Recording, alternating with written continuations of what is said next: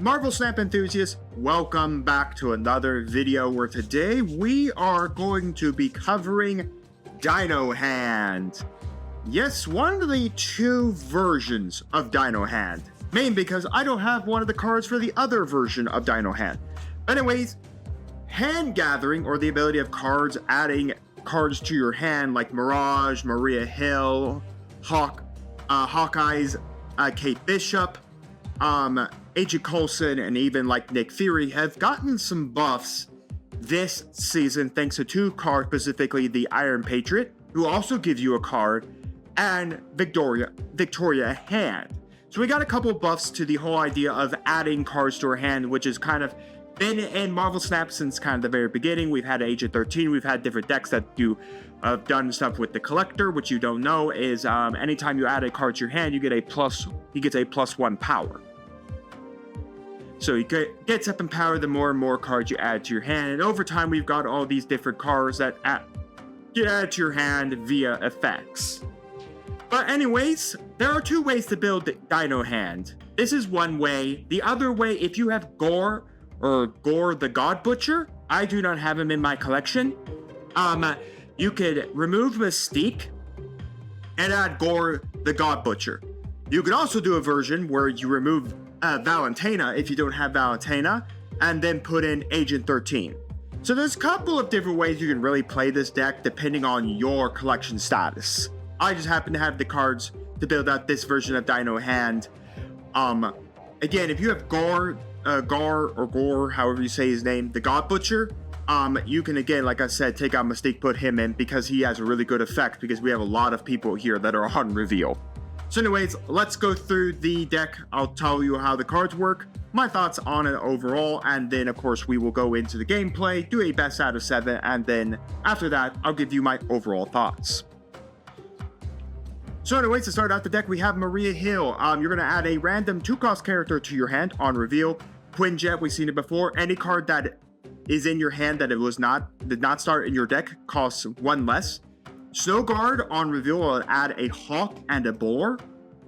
So Snow Guard Bear triggers the effect location. So on reveal, just trigger whatever location that is.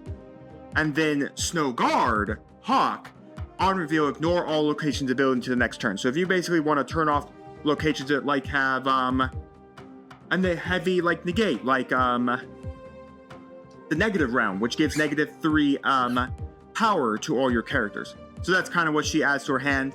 Mirage will add the lowest, will copy a card that costs least from your opponent's hand into your hand and give it +2 power. The Collector, like I said, he is always active. When a card enters your hand from anywhere except your deck, +1 power. So basically, you always have to get the Collector to go off, you have to use the guys that get stuff to your hand. We have Hawkeye Kate Bishop. On reveal, you just add 2 arrows. We have Acid Arrow. On reveal, it just switches sides, so much like the Goblins. We have the Grapple Arrow. On reveal, after you play your next card, move it to this location. You have the Basic Arrow. On reveal, play a card at this location. Next turn gets +3 power. This is just traditional Hawkeye. Ongoing, the Pim Arrow. If your side has locations full, it's +3. So basically, this is just Ant-Man. So that's what Kate Bishop does. The Iron Patriot, which is new to this season, which I think this season is about the Dark Avengers, which is led by Norman Osborn. Again, that has a whole storyline. And so on reveal, add a random 4, 5, or 6-cost card to your hand. He kind of does what Nick Fury does at a 4-cost, but Nick Fury adds, I think, 3 level 6 characters to your hand. He just gives you a random 4, 5, or 6 card. If you're winning here after the next turn, give it -4 power. So we do need to be cautious. If we are winning, that card gets -4. So we do need to be cautious of the fact that whatever we get for a 4, 5, or 6, we will be giving it a -4 power as well. We have Valentina. On reveal, add a random 6-cost card to your hand, give it -2 cost and -2 power. So really nice. Then we have Victoria Hand. Ongoing, your cards that were created in your hand have +2 power, so this is a good way to counteract the Iron Patriot effect. And then because she's ongoing, we can use Mystique to copy her so that we can give all our cards that cards that were created in your hand have +4 power. So again, then we can negate this really well. Then we have Ancient Coulson. On reveal, add a random 4 cost and 5 cost character or hand. Again, then Victoria hand, and if we have Mystique there, can then do quite an ability on that. And then finally, because we're playing basically gathering all these cards to our hand that we're probably not going to all play, we got the man, the myth, the legend, Mr. Devil Dino. Ongoing, +2 power for each card in your hand. So again, we kind of want to end the turn with a pretty good sized hand. So that is the Dino hand deck that we are bringing to the table. Let's do a best out of 7 and see how well it does. All right, we're going to start off with Feast. Not a bad card here. If you play, anybody plays a card here, both sides get a +1 power. So we got Maria Hill, which actually isn't a bad. So let's start off with Maria Hill. If I had seen maybe the Collector in our hand right here, we could have probably maybe waited a turn.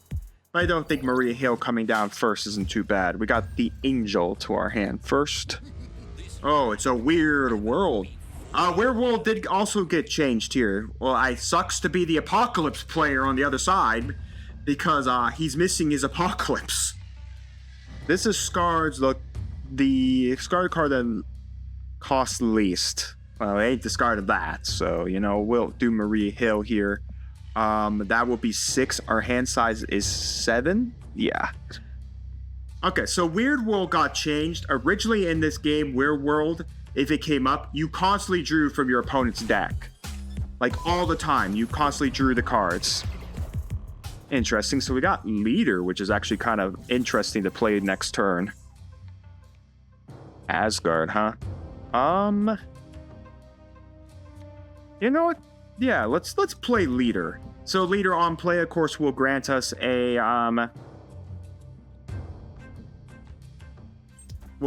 copy of one of his cards to our side of the board, the last card he played. Sorry. Oh, and Blade hit Apocalypse. How nice. We are buffing Apocalypse, which means our opponent knows exactly what we got in our hand. He knows that we have his Apocalypse. Oh, I feel so bad for him. We have his card. Okay, that just sucks. The fact that we have one of your cards that you really would like to see. Okay.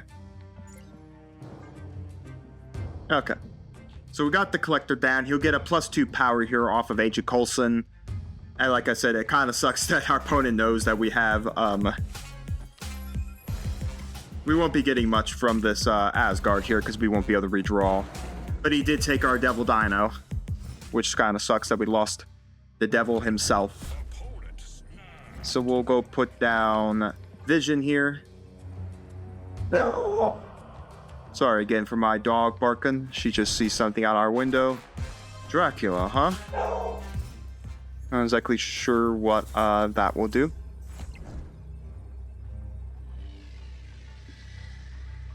Alright. So he gets what?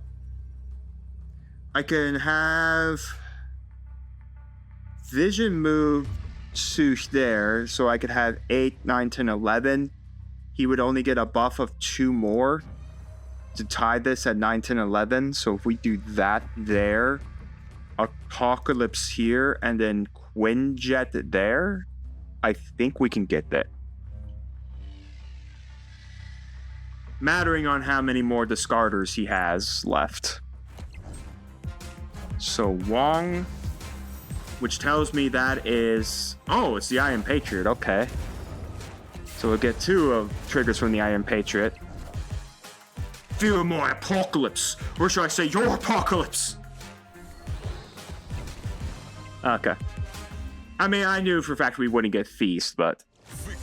And we did get the victory in the end. Glad to see it. It's very interesting. So he took the Iron Patron down, Dino Devil. I do like that Weird World is now just a draw 2. But before, like, I don't think I ever finished, but Weird World originally was all about you would draw constantly from your opponent's deck. So it made games really weird. So glad to just see the draw 2 rather than me drawing everything from my opponent's deck, because this does hurt specific strategies very hard. Alright, on to game 2. So we'll start game 2 here with a really good hand. We already got Victoria hand. We got Mystique. I think what we may be doing is, well, clearly skipping turn 1 We don't got a 1-drop here as we play another discard deck. So discarding Swarm there, so he gets 2 copies of it to his hand, which has always been nice. Starting off with a lot of vanillas. Okay, we'll go Victoria hand here. And again, we'll put Mystique somewhere else. This is discard, so he's not playing anything like Rogue or Enchantress. So there's no way he's discarding. Also, again, since Apocalypse always generates back to your hand as well as Swarm, you can always have the Collector activate here to do that. So we'll do this. Bring down Mystique.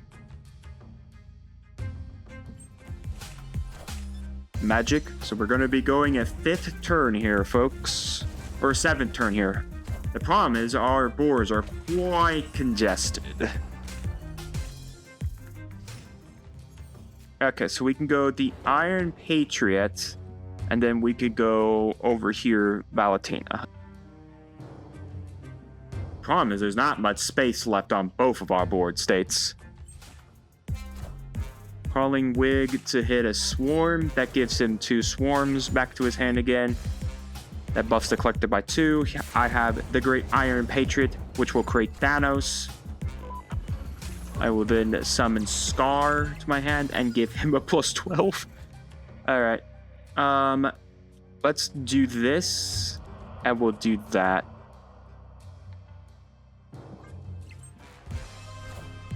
Wong there. What are you doing with Wong?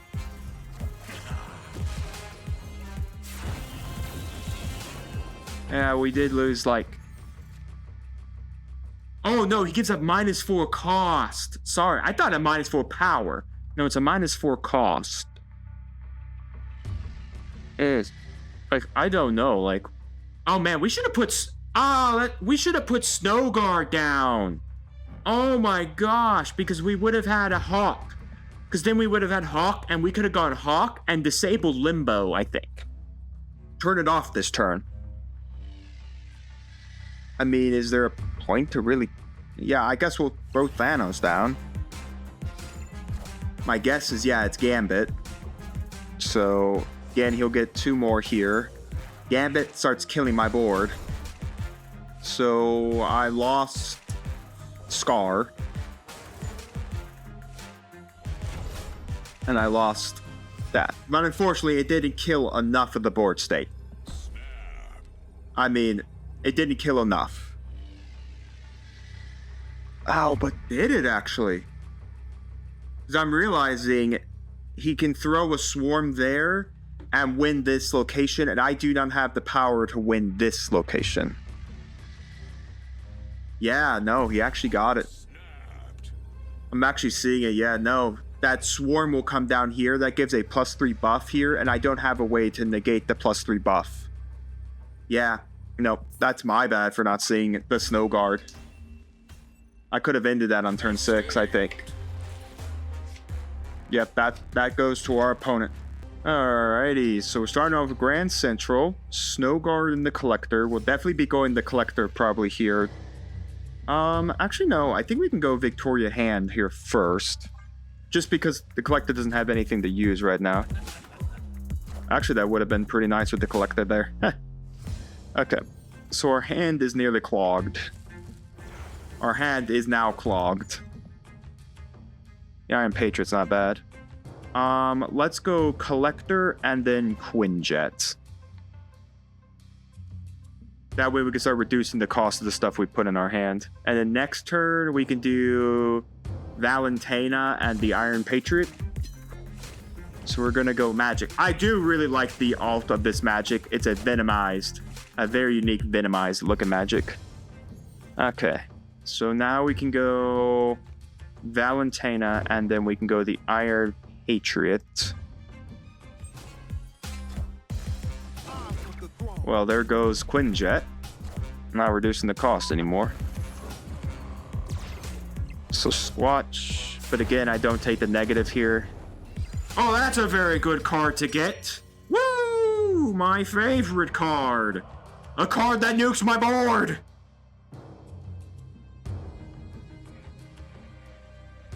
Hilarious. It will actually probably kill me. Well, I definitely don't want it coming down on Grand Central Station. Because it will kill me at Grand Central. Well, of all the cost cards I could have gotten there, you're kidding me, that was one of them. The Juggernaut. Storm to lock that location, okay.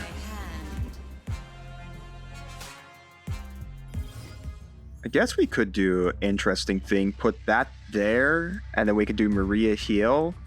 Let's do Maria Hill over here. And our opponent decided to surrender. I mean, we were about to lock down 2 locations if he didn't go get Nova Roma. Alright, well that's a win for us. Alright, starting out with Valentina, the Iron Patriot. Pet Mansion's kind of pointless to us right now. We don't have a 1-drop. But again, it does force you to play a card there when it first comes up.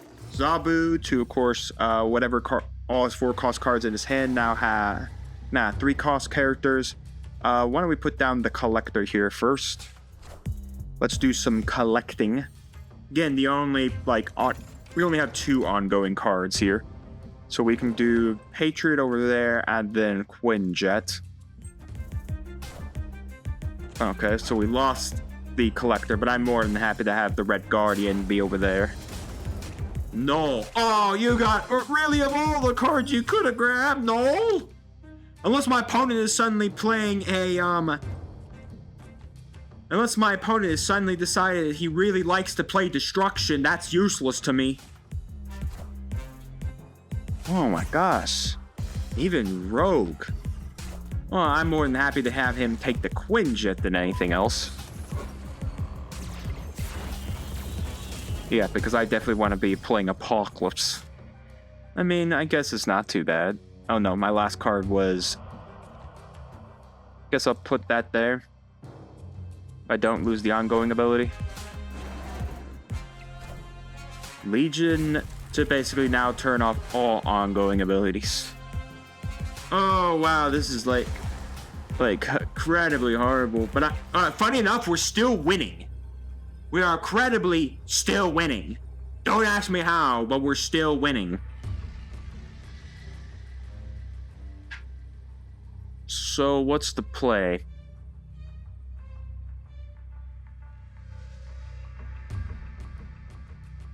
Put Apocalypse here and then put Mirage there.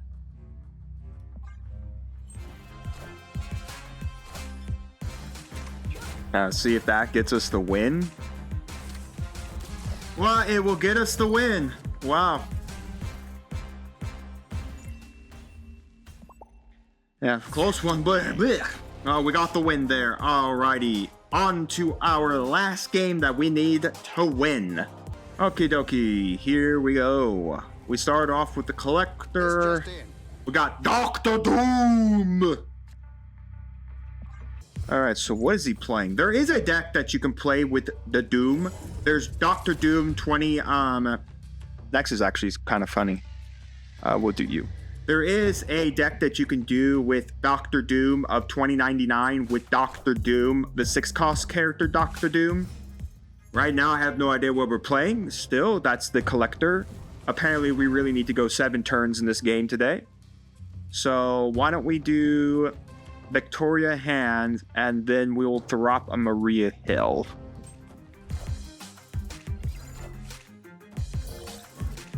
To get us Madam Web. Sunspot. Okay. Still not sure what he's playing, so we'll do Iron Patriot and then Valentina. I would put another 2 on our Collector, while his Collector still hasn't gotten anything. The Infinite is kind of funny. Oh, Red Hulk is actually really nice. Holy crap, that's a pickup for us. That is a massive pickup for us. Because we can put Red Hulk down this turn. And then skip turn 6.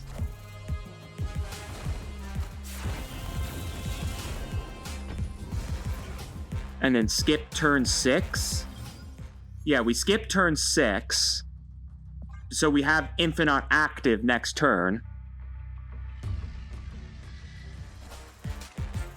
Jubilee. I mean, we're winning this. The Nexus is just overpowered. Alright, so he got his Infinite. So we'll put our Infinite there. And then we can, do like... Devil Dino there. And then snap it. Yep, I knew he was going to retreat the second we snapped that. But that is a victory. This series goes to us 4-1. Well, it's time to talk about Dino Hand. You know what? Actually, there's a lot of fun. It's a very interesting deck. Before, like I said, this deck was more gimmicky, just the way it works. Like, oh, we're gonna use like, oh my gosh, Samuel Jackson's character. Oh my gosh, the 5 cost. What is he again? I think I talked to him about. Oh, is he now a 6 cost? Did he go then become a 6 cost character? Oh no, I think he's a 4 cost character. Sorry. Nick Fury. There we go. Thank you, Nick. Thank you to my brain finally working. But anyways, Nick Fury, you could do something like with Nick Fury back in the day, where again, the collector, when he first came out, was really good for these style of deck, but they've always been kind of like a gimmick. They never really had like a strong representation because there's nothing like overly strong with them. But now with Iron Patriot, Victoria Hand, and more of the good support cards like Mirage, Snow Guard, Valentina, a Hawkeye, Kate Bishop, we have a very good strategy now with like sculpting a hand from random cards. Again, you can even use Agent 13, you could use Nick Fury. I saw a deck strategy using dropping the Mystique and adding Gore the God Butcher. I just don't have Gore. I think I wish we could have played that one so I could have compared it with this one. Again, you can also take out Valentina for another 1-drop in Agent 13. I just like Valentina because she does give us a 6 cost character to her hand and reduces its play cost and power by 2, but we then negate the negative power with Victoria Hand. So overall, it did really well. It was a really good deck. Again, Iron Patriot can be one of those weird cards where we saw the Destroyer and we didn't really want to play the Destroyer. But yeah, I mean, winning and getting a possible 6 cost character to 2, a possible 5 cost character to 1, or a possible 4 cost character to be free is not all that bad. And again, with Devil Dino being very pump happy, even if we have all this stuff rotten in our hand and we don't want to do anything with it, because we're just throwing out the free cards from Valentina, Iron Patriot, Maria Hill, and then we can have like Snow Guard add 2 more cards, and that gives us more buff to the collector and just continues to pump up Devil Dino. Yeah, overall, it's a really good deck. Now, again, I will caveat the one thing I feel really bad about Marvel Snap, and I have nothing against doing these videos. I really like showing Marvel Snap off to you guys, is I think the caveat is if you see this deck and you really like it, the caveat is Victoria Hand is a season card. Snow Guard, I believe, was a season card. Mirage, I can't remember where Mirage came from. I know the collector, you had to be in season 2 or 3. Iron Patriot, if you buy the season pass, you get this. And Valentina is a pass card. If you bought the Hawkeye Kate Bishop season, you got her. So I'm like, Marvel Snap feels really fun to play, but the problem is right now, it's like, if you don't have all the cards to build a really good deck strategy, it doesn't feel great. But again, you can play a lot of good competent strategies in Marvel Snap without having all of the season cards or anything like that. I don't think there's anything wrong with that. It feels bad when you see my deck profile, you see how good this is and you want to try it out, but you don't even have half the cards. Don't ever discouraged by that. Marvel Snap has plenty of cards in it that you can come in, play, and have some really good deck strategies with. I have plenty of older videos. I think all those decks can still take wins. It's definitely not going to be easy climbing the ladder, but you can still take a lot of wins in Marvel Snap because of power ratings, because of the decks you see and all of that. Heck Destruction is a very good, easy deck to pick up and all of that. But anyways, let me know all your thoughts down in the comments on Marvel Snap. What are your thoughts overall on like seeing these deck profiles, knowing that you may not have these cards in your collection, and how you feel about Marvel Snap? Because now it feels like Marvel Snap is trying to sell me the cards I'm missing in my collection. I just don't want to buy them. So what's your overall thoughts still on Marvel Snap? Do you still think this is a worthwhile game? I still have a lot of fun with it because it's quick-paced battles, and I think there's a lot of different deck strategies you can do in Marvel Snap. What's your overall thoughts on Dino Hand? You tried it out. Do you think that if you had Gore the God Butcher, would you try him out and try out that deck strategy? Let me know if you have tried it out. Have you had more fun with that one than this one? What would you change out?